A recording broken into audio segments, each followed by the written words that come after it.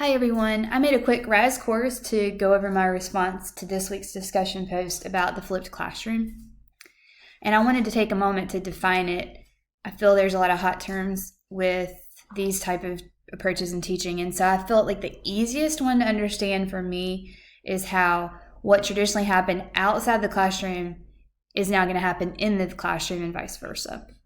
This infographic is a way to represent that visually and how we can just see that in a traditional approach, teachers would give more of a direct instruction and have material in the classroom while students are listening. And then they would have an assignment, like such as homework, that they take home and they demonstrate their learning that way. Whereas in a flipped approach, the students would see some type of multimedia presentation video, and then they have exposure to that content before coming into the classroom. And in this way, they get to devote their time to higher order thinking skills, and they get more support from their teacher that way. As with anything, there's pros and cons, and I felt like I needed to point these out before I moved forward. I feel like the pros are that using a flipped approach, you can have more individualized instruction. Students get to make more choices about how they want to demonstrate their knowledge, what activities they want to participate in to show their learning, things like that. I also feel like that increases motivation. Students are engaged. They are not frustrated with waiting for others to catch up with them because they're able to move more readily at their own pace, in which that leads to higher quality work. Every time that you're motivated to do something and you are excited about it, you produce a better product that way.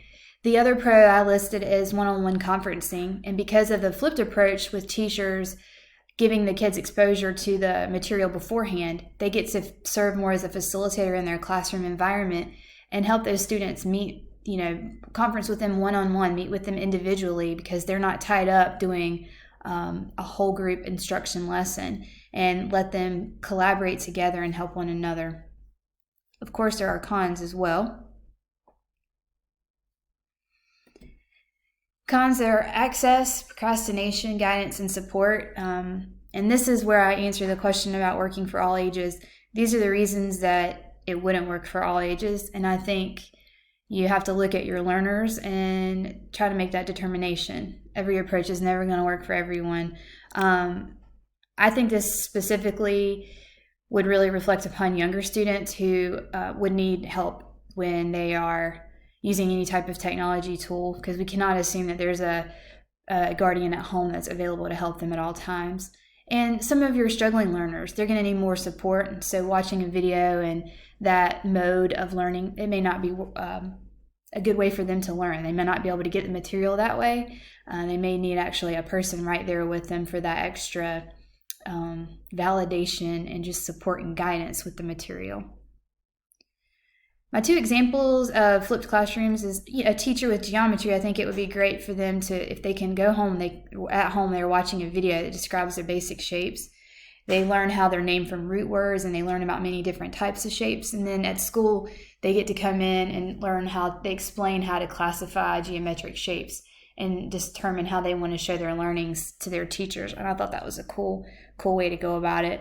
Another teacher example that I used to work with someone who went about figurative language in this way. She had them at home watch a video about with a book being read aloud, and then the reader who on the video would stop and they would point out lines in the text that really demonstrate figurative language, and it would be bold and stand out to the students where the figurative language occurred, and then they would explain how to use this tool. And so when the kids arrived back in school, they got to come in, they gave their own definitions of figurative language to start off the class. So they led the discussion, which was really cool. And then the teacher would just ask questions, probing questions as they went along. And then lastly, they got to determine how they wanted to show their understanding. And so some of them looked for examples in novels, and some of them just tried to write their own examples, and then they would present to the class, which was really cool. The reason I chose these two activities are because they were ones that I had observed, and the teachers reflected upon them, and they really felt like their students had a better grasp on these concepts based on this approach. And lastly, we'll get to my section about the different types of tools you can use to create a flipped classroom. Nearpod is a really cool one. If you haven't heard of it, it's a great resource because there are interactive presentations and assessments. And I think the other good attribute here is that the library even has pre-made options. So if you're a beginner, you can use this easily. Another great option is TED Ed Animators. I don't know if you've heard of this one, but they're really short. They're often funny, which I find always helps students when they're really funny.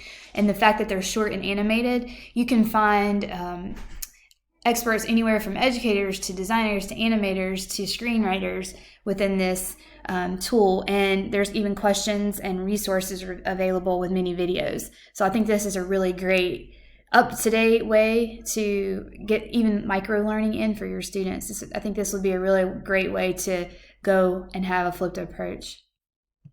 Lastly, I have Telegami. I thought this was really awesome too.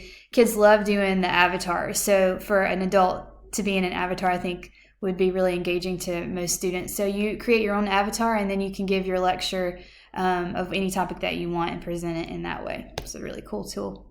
And then these are some of my summary and resources. Hope you guys enjoyed. Thanks.